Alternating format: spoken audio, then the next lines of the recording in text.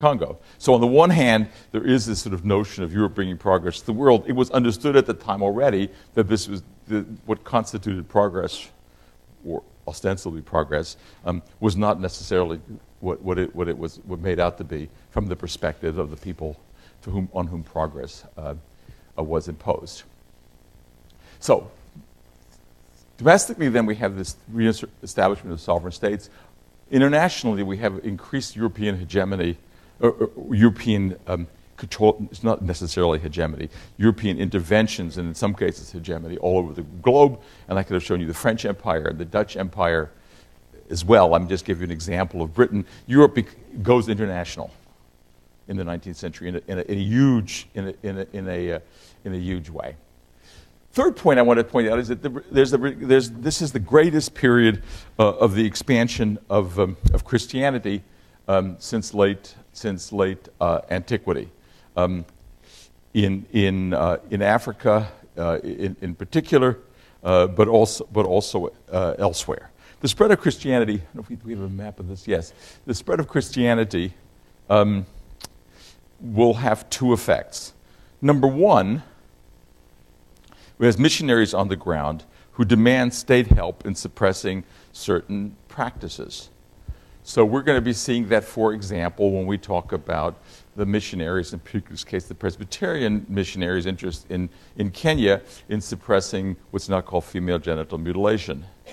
So the churches are active in those kinds of issues. In India, the missionaries are active in sort of preventing what they take to be child marriage, what they take sati, the burning of widows. And there was a great deal of local practices, more or less ill understood on the part of these missionaries, become an object of their attention, and they ask the intervention of the imperial powers to do something about this. So that's the first sort of impetus to this. The second point in that, more interesting and more complex, and we'll see versions of this later in the course, the introduction of Christianity into these other countries also changes the local political economy. How many of you read Things Fall Apart in high school? Well, that's what that's about, right? It's about the fact that you have now two alternative cultures. And the author, Achebe, is a member moves from one culture to the Christian culture. And you'll see that again when we read Tabitha Kanogo's material on women in the African case, in which sometimes the imperial authorities are on the side of traditional cultures against the missionaries and against local political interests, because they think the local political interests are against an imperial interest. So the missionaries have two effects. One, they call the state in for things which they think ought to be changed. And two, the missionaries produce alternative local politics. And again, we're not going to elaborate this today, but you'll see this in future lectures. Okay? So what I just wanted to show you in this map here is look how much of Africa is Protestant. So the huge swatches of the world become, and now Christianity is probably, in sub-Saharan Africa, probably there's not a majority of the plurality religion. So it's a big shift in the world. Okay, so I've essentially gone over these points: progress and civilization. The idea then is that history is on the side of Europeans, and the customs of other people are from an earlier state. Now, that's an interesting, philosophically and theoretically interesting perspective, because Europeans have a view, and these are liberal Europeans, have a view that progress works in a particular and comprehensible way. So the status of women, as you'll see, will come up periodically in this course.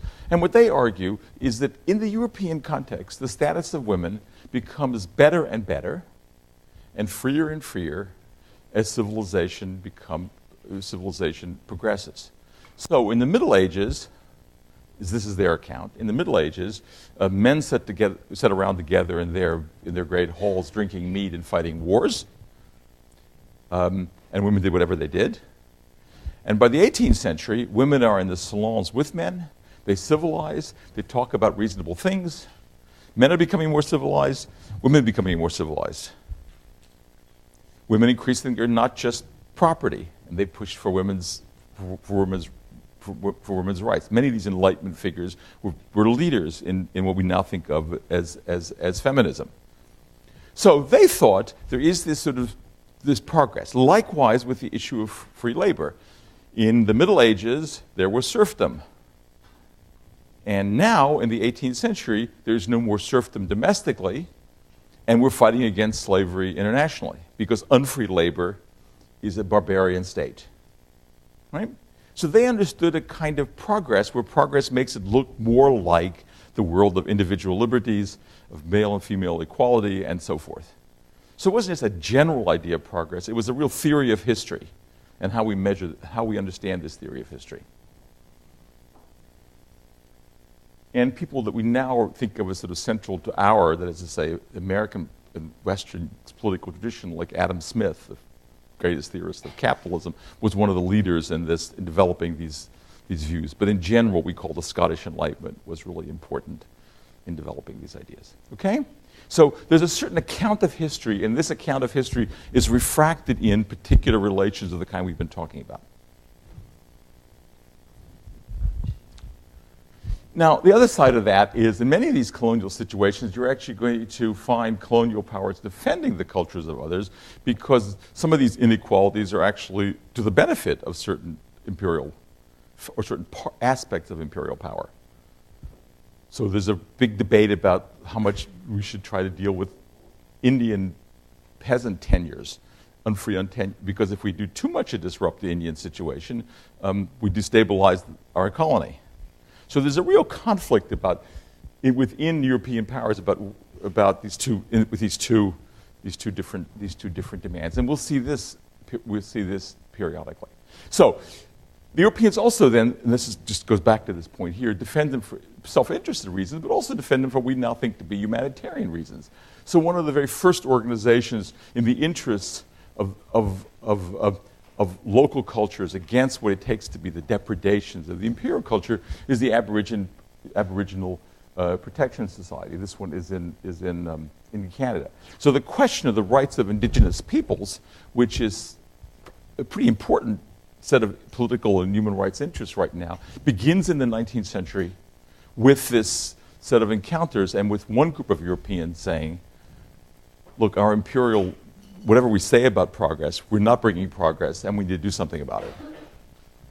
So at the same time that the Europeans are producing these problems, they're also trying to ameliorate them.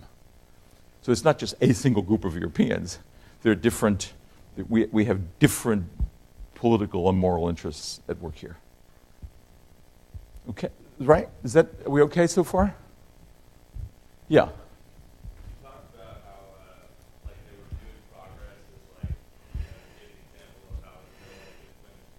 Right. And so what is that view of progress opposed to? Is there another way that it's Well, you could have a view that there isn't that. You could have a view that that's not central to progress. I mean, that progress is understood more technologically.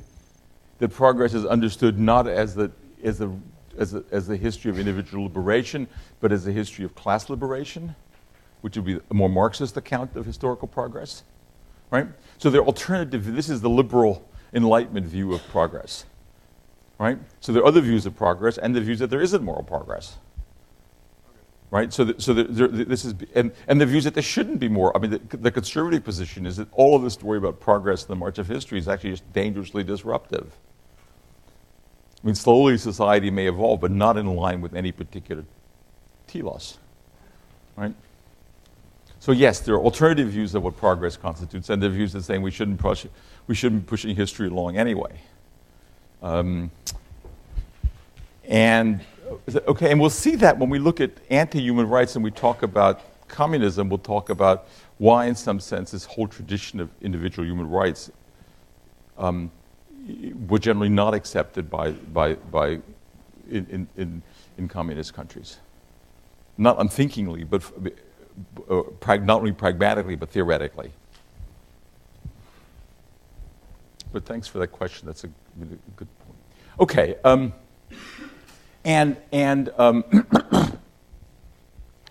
again, there's a politics of this.